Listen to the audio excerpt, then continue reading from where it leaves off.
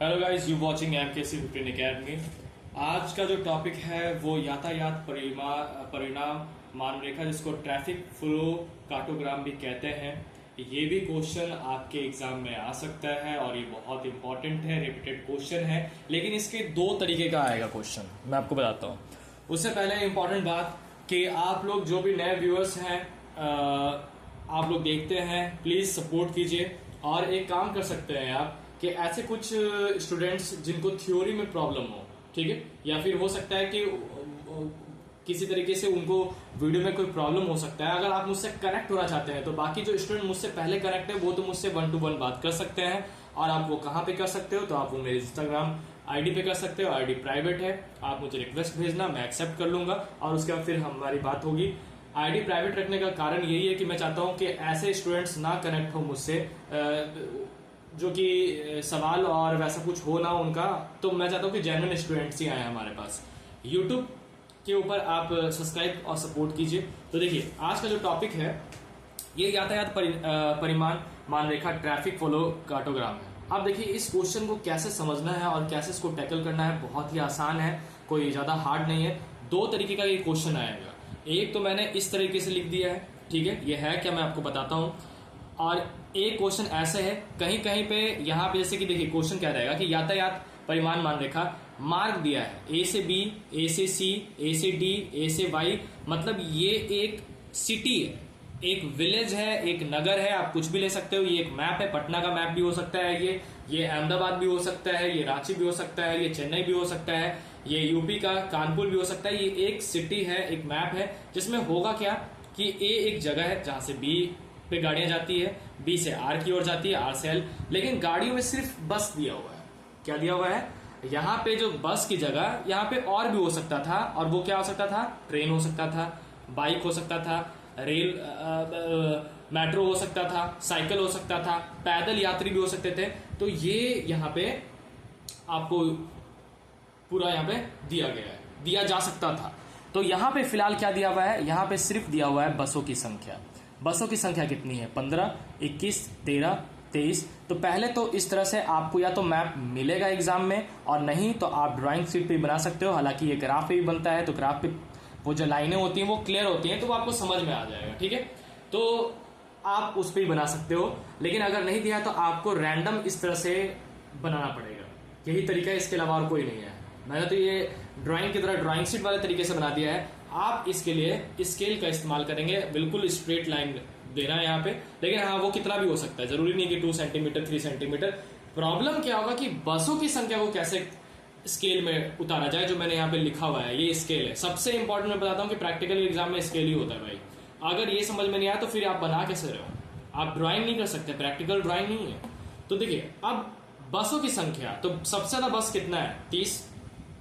तो हम एक काम करते हैं कि देखिए, यहां पे अगर आपको दिख रहा होगा तो मैं आपको दिखा रहा हूं कि सेंटीमीटर एक के बीच में 10 धारियां हैं, यहाँ पे 10 लाइन है, 1 2 3 4, इसके बीच में 10 है, यानी कि 10 mm। तो मैंने क्या किया है कि 10 mm यानी कि इतना, देखिए यहां से लेकर के, ये रेड वाले से करता हूं, समझ में आएगा, इतना 10 mm जो है वो 10 बस दे दिया है। तो 10 mm का आधा कितना होता है? तो बीच में देखो ये लंबा वाला लाइन 5, तो ये कर देंगे हम लोग, तो कितना हो जाएगा? 5 बस हो जाएगा। यानी कि दो लाइन, ये जो 2 लाइन है 1 और 2, यानी कि 1 mm, मतलब 2 मतलब 1 होता है। और यहाँ इसके बीच में 10 जो होगा, यानी 1 2 3 4 5, तो यानी कि 1 2 3 4 5, इसका मतलब क्या हुआ? 5 mm। तो यहाँ 5 बस है। और इसके बीच में 1 के बीच में 1 सेंटीमीटर, 1 2 3 4 5 6 7 8 9 10, तो 10। तो 1 mm इक्वल टू 1 बस, 5 mm इक्वल टू 5, यानी कि 0.5 सेंटीमीटर, यानी कि 1 mm मतलब 1 सेंटीमीटर इक्वल टू 10 बस दिया हुआ है। तो करना कुछ नहीं है, जैसे कि 1 से लेकर ए से बी कितना है? ए से बी कितना दिया हुआ है? 15 बस दिया हुआ है। कितना दिया हुआ है? 15 बस। तो देखो 1 से, तो 2 मतलब कितना? ये 2 सेंटीमीटर हो गया, 2 सेंटीमीटर यानी कि 20 mm। और करना कितना है? 15। तो 1 सेंटीमीटर यहां से यहां हो गया, और आगे बढ़ जाएंगे कितना? 5।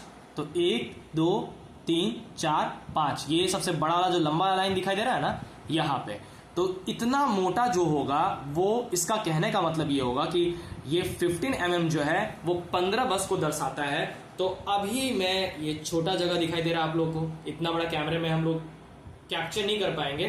तो होगा क्या कि मैं आपको बताता हूं कि पहला एक बार समझा देता हूं कि यहां से, ये जरूरी नहीं कि इतना ही गोल हो, ये चौड़ा भी हो सकता है, ठीक है।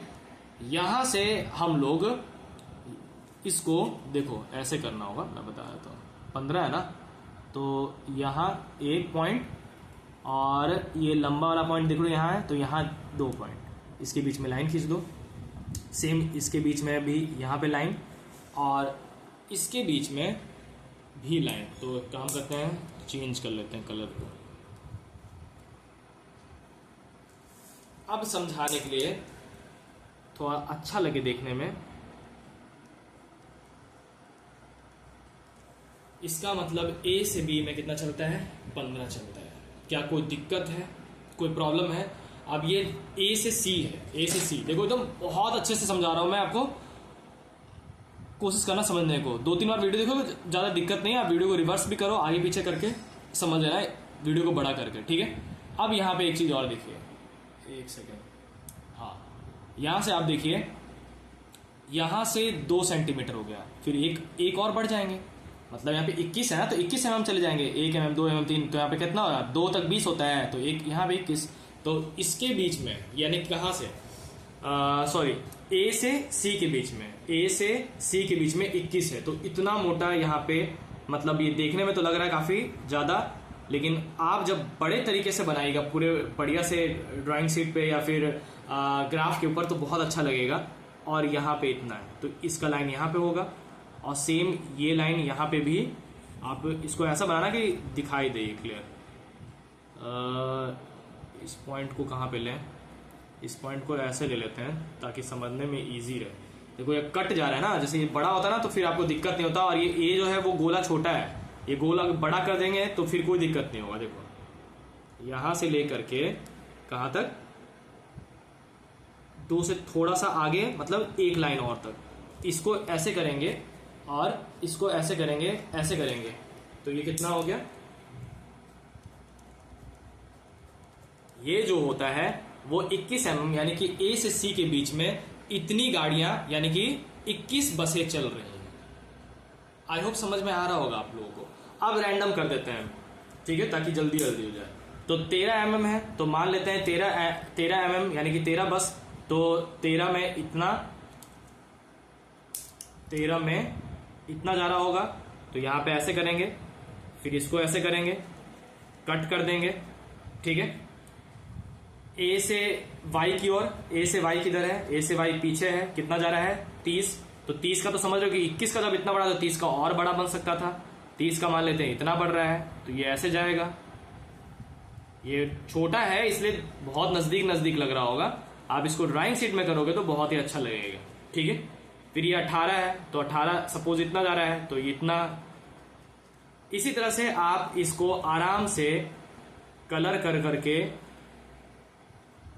सबसे छोटा H और V के बीच में 8 है, तो ये पतला होगा। ये जो आपका फिगर बनता है, इसी को हम लोग यातायात परिणाम मानचित्र यानी ट्रैफिक फ्लो कार्टोग्राम कहते हैं।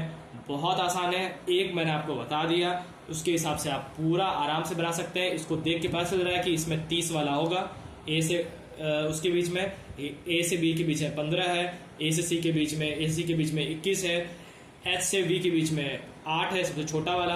आप इससे पता कर सकते हैं, और ये स्केल है जिससे पता चलेगा कि कितनी बसें दौड़ रही हैं इसके बीच में। ये एक मैप भी हो सकता है, ये ड्राइंग शीट में ऐसे करके दिया भी जा सकता है, या फिर आप इसको खुद से भी क्रिएट करके रैंडम बना सकते हैं, जैसे मैंने आपको दिया है। एक भी मार्क्स नहीं कट होगा, ये गारंटी है। आप इसको बनाइए, और समझ में नहीं आ रहा होगा तो प्लीज़ कमेंट कीजिए और फॉलो कीजिए, ताकि मुझे भी लगे कि आप लोग सपोर्ट कर रहे हैं मुझे, ठीक है। वीडियो में थोड़ा सा ही प्रॉब्लम हो तो कमेंट तो जरूर करना है यार, ताकि मुझे समझ में आए कि मैं और क्या अच्छा कर सकता हूँ आपके लिए। हालांकि जो भी जेन्युइन स्टूडेंट्स होंगे उनके लिए इतना ज़्यादा हिंट नहीं है ये, इनफैक्ट पूरा एक तरह से सॉल्यूशन है, समझ में आ ही गया होगा, ठीक है। Thank you very much.